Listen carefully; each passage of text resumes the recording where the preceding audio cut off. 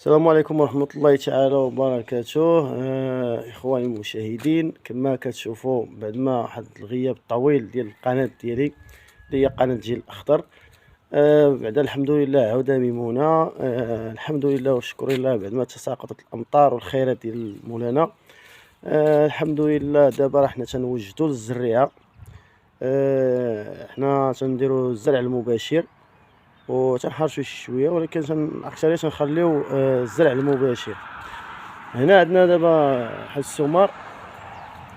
دابا هاد السمار هادي ان شاء الله غادي نديرو لها واحد الريفيزيون، يعني نشوفو داكشي اللي ناقصها.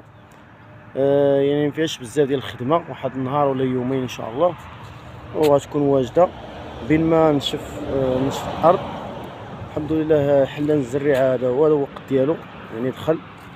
ودابا غادي نشوفوها مع السمار اللي عندها 22 رجل اللي كتزرع، ومن بعد غادي نشوف واحد السمار اخرى اللي عندها 16 رجل ان شاء الله. وبقاو معنا وغنشوفوا هاد العمليه ديال الزرع المباشر ان شاء الله.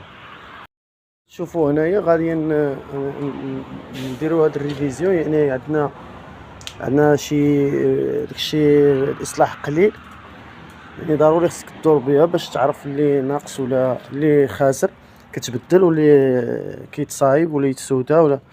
المهم يعني ما كاينش شي حاجه بزاف كثيره هنا، والحمد لله. من بعد من وجدوا السمار غادي نتوكلوا على الله.